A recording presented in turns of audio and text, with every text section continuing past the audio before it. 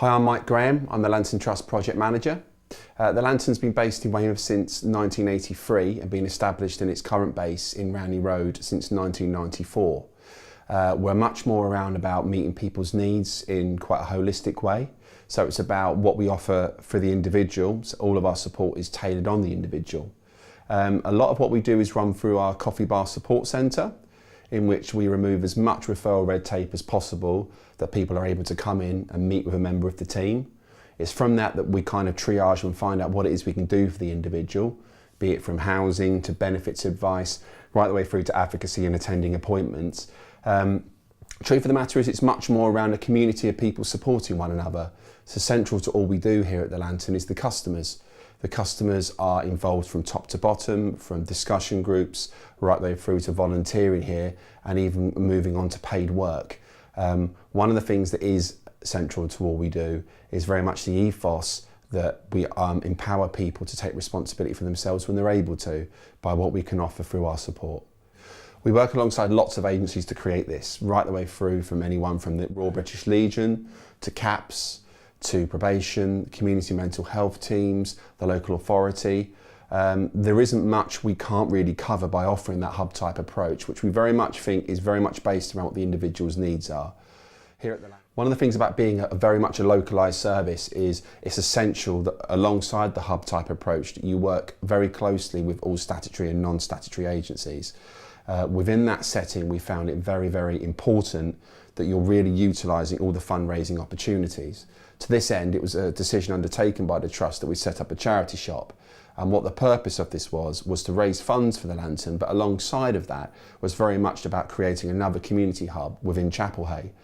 We can meet people's needs by really inexpensive clothing, but alongside that we can actually access all the things that are at the shop for our guys that are newly in accommodation, which can help meet their needs in different ways there as well.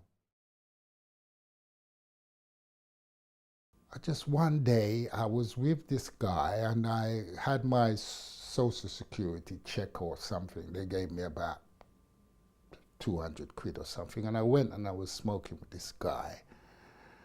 And something just seemed to change, and I went, my mother, you know, she was alive at that time, and then I went and I was searching in her bedroom and I found her pension. She had about 300 quid, and I took it and I went and I smoked with this girl on the step, and when I started smoking it, I just looked up and I just didn't feel right. I had a conscience. My conscience came back after all those years, but something changed in me, something shifted, and I just started listening. And I listened, and then I spent 3 months in Ravenscourt, so I was in detox for about 10 weeks. She sent me home. I got 8 children for different women throughout my youth, and didn't bring them up, didn't show them any kind of, parenting or whatever. Anyway, last year I got a phone call, and my son passed away. That was last year, March 2016. So it's still raw as I sit down here. Still raw, it's very raw. Because not only has he passed away, but I didn't get the chance to even, I just can't put it into words. It's a great void. There was a great void before, there's a great void now. It would never go away. So I just strong enough to ask for help. I came to Lantern, I was in bits. I didn't have no money to go up to Sheffield. I caught pneumonia at the time last year. So I had pneumonia, I couldn't even walk. But they saw me anyway, so they knew I wasn't well. I didn't use.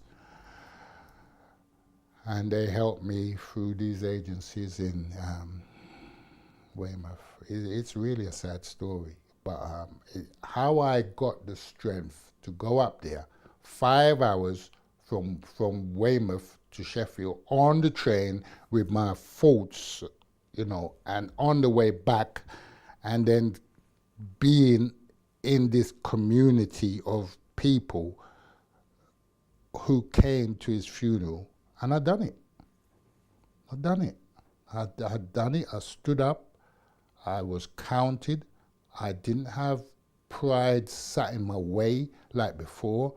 I went there. I buried my son. I came back, regardless of any frictions or whatever. I just went and done what I had to do, and I'm really, really proud.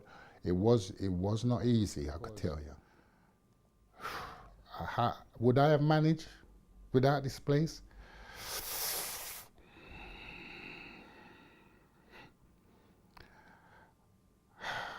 I don't even want to think about it.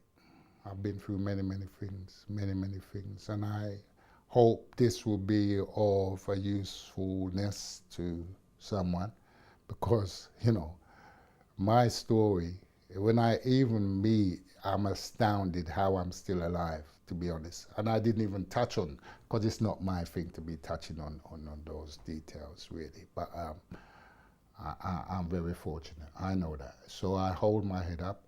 I've got a good spirit around me. I know that. I don't need no one to tell me. I got a good spirit. That's why God found it in himself to give me the reprieve that I needed to sit here today. I truly believe that. I must have done something good in my life. So that's my story. I hope I have touched upon, you know, what I need to do. If you don't like meetings, get someone to talk to, go to your preacher, or come to the Lantern or find someone. You got to find someone to talk to, you know, and that's it, really. Yeah, that's me. Thank you.